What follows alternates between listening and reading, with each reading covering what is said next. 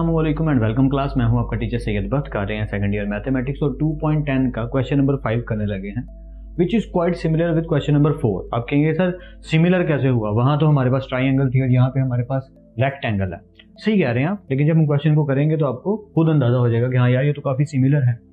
Find the dimensions of a rectangle. तो भाई एक काम करते हैं, एक रफ सा, क्योंकि मेरी ड्राइंग ज्यादा अच्छी नहीं है, बस गुजारा करने के लिए एक रेक्टेंगल ड्रॉ कर लेते हैं। या रेक्टेंगल की शक्ल सूरत कुछ इस तरीके से होती है। सॉरी फॉर दिस, ऐसा लग रहा है कि पता नहीं मैं पेस्ट्री बना रहा हूँ। यहाँ एक रेक्टेंगल है, ठीक है। Find the dimensions of a rectangle of a largest area having 120 centimetre, जिसका टोटल एरिया 120 सेंटीमीटर बनता है, एक रेक्टेंगल है। तो हम अज्यूम कर लेते हैं कि इसकी साइड जो है वो खुद से ले लेते हैं। अगर ये साइड एक्स है तो ये भी एक्स हुई, अगर ये वाई है तो ये भी वाई हुई। तो वो भाई साहब क्या कह रहे हैं, हम यहाँ पे लिख लेंगे let X and Y to be the sides of a rectangle. Okay, बस ये लिख लेंगे। अब डायमेंशंस ऑफ रेक्टेंगल का मतलब लार्जेस्ट एरिया हैविंग 120 सेंटीमीटर। इस पूरी बात का मतलब क्या है, अगर मैं लिखूं एरिया ऑफ रेक्टेंगल तो ये कैसे फाइंड किया जा सकता है? इसके कई तरीके हैं। मतलब आप इस तरीके से कह सकते हैं कि सर लेंथ को विड्थ से मल्टीप्लाई करें तो इसका आंसर आ जाएगा। बिल्कुल तो सही कह रहे हैं, अगर हम लेंथ को विड्थ से मल्टीप्लाई करें तो इसका आंसर आ जाएगा। लेकिन लेंथ हमारे पास बनती है एक्स स्क्वायर और विड्थ बनती है वाई स्क्वायर, और सॉरी लेंथ बनती है वाई स्क्वायर और विड्थ बनती है एक्स स्क्वायर। तो ये तो कोई तरीका ना हुआ। तो अब हमें डायमेंशन के तौर पे चलना पड़ेगा। जैसे उसने लिखा डायमेंशंस ऑफ, हम इसको यूज करेंगे dimensions of rectangle. According to the condition ये कह रहा है डायमेंशंस ऑफ रेक्टेंगल किसके इक्वल बनती हैं, 120 सेंटीमीटर्स के। ये हमें गिवन है कि डायमेंशन अगर चारों को आप ऐड कर दें तो 120 सेंटीमीटर बनता है। तो हम चारों को ऐड कर देते हैं, यानी x plus Y plus X plus Y, यानी ऊपर वाली साइड, साइड वाली साइड, फिर नीचे वाली साइड, फिर साइड वाली साइड। अब बात समझ गए होंगे, चारों साइडों को ऐड करके क्या बनता है 120। तो होपफुली यहाँ तक क्लियर है। ओके, तो x और x क्या हो गए 2x, y और y क्या हो गए 2y, which is becomes this. ठीक है, यहाँ से 2 कॉमन निकल रहा है तो निकाल लेते हैं। तो ये हो गया x plus Y is equal to 120। अभी तक आप कहेंगे सर ये डिफरेंट चल रहा है, देखना अभी आपको लगेगा कि ये काफी सिमिलर है क्वेश्चन नंबर 4 के साथ। ओके, तो x प्लस वाई, ये 2 इधर मल्टीप्लाई हो रहा है तो इधर आगे क्या हो जाएगा, डिवाइड हो जाएगा। ठीक है, तो x plus Y becomes totally 60। तो होपफुली यहाँ तक भी क्लियर है। ठीक है, तो यहाँ से y निकालने के लिए मैं क्या करूंगा, x को इधर ले जाके क्या कर दूंगा, माइनस कर दूंगा। ये मेरा y आ गया। तो आई थिंक सो यहाँ तक अब आपको कोई डाउट नहीं होगा कि y की मैंने वैल्यू खुद से निकाल ली, यानी कि ये y को मैंने कह दिया कि ये क्या है 60 माइनस एक्स। अभी भी देख लें 10 लिख रहा हूँ क्योंकि आदत पड़ी है पिछले क्वेश्चन की, क्वेश्चन नंबर 4 में था ना 10, इसलिए शायद लिखा जा रहा है। ओके, सो y बिकम्स 60 माइनस एक्स। ठीक है, इस साइड पे भी इस साइड पे भी। अब हमें अपने स्टेप्स को फॉलो करना है। हमने अपने एरिया की बात की थी, अभी एरिया ऑफ रेक्टेंगल होता है लेंथ मल्टीप्लाई विड्थ। तो एरिया में क्या हुआ कि लेंथ हमारी क्या है इस टाइम पे, जो लेंथ है हमारी वो हमारी इस टाइम पे हो गई 60 माइनस एक्स, और विड्थ क्या है हमारी, वो तो एक्स ही है।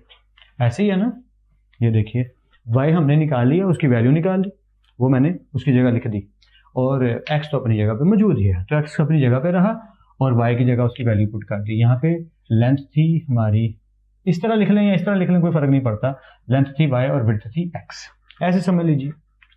ऑलराइट, तो 60 को x से मल्टीप्लाई करेंगे तो 60x माइनस और x का क्या आ जाएगा स्क्वायर। अब हाइट और विड्थ भी लिख सकते हैं और इनको एक्सचेंज भी कर सकते हैं, इसमें कोई खासी बड़ी बात नहीं है। क्वेश्चन इंशाल्लाह ऐसे ही बनेगा। ओके, तो ये a आ गया, तो a का हमारा फाइनल आंसर बन गया ये जो हमने लिख लिया 60x माइनस एक्स स्क्वायर। अब क्या करना है, अब ये हमारा क्वेश्चन बन गया सिंपली 2.9 वाला।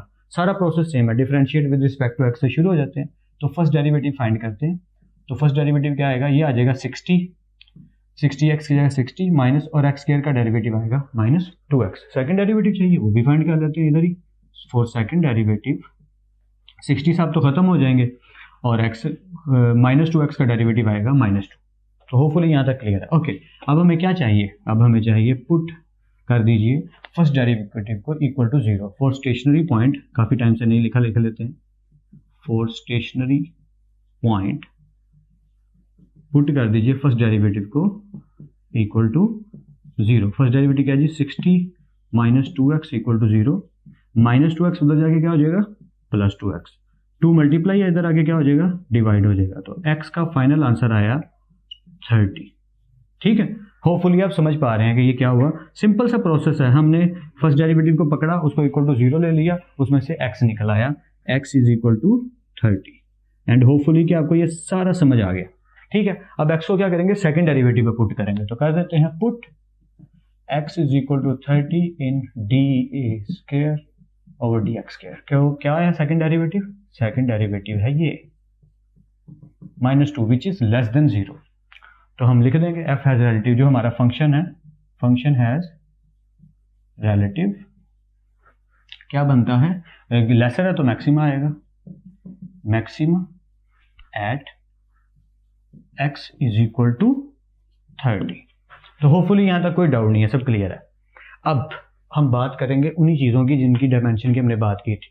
तो 4 डायमेंशन है, फर्स्ट डायमेंशन क्या है हमारी x, सेकंड डायमेंशन क्या है हमारी y, y का क्या मतलब है 60 माइनस x, 10 क्यों लिख रहा हूँ यार, 60 माइनस x। ओके, थर्ड क्या है हमारी फिर से x, और फोर्थ क्या है हमारी फिर से y which means 60 minus x। ठीक है, तो इनके मैं आंसर्स लिखने लगा हूँ, अच्छे से समझिएगा। x की जगह पे क्या आ जाएगा 30 जो कि निकला है, तो फर्स्ट डायमेंशन हो गई 30, इधर भी लिखते जाते हैं साथ साथ 30। ठीक है, सेकंड डायमेंशन के लिए 60 माइनस x की जगह उसकी वैल्यू पुट कर दीजिए 30, तो आंसर क्या आया 30, तो सेकंड डायमेंशन क्या हो गई 30।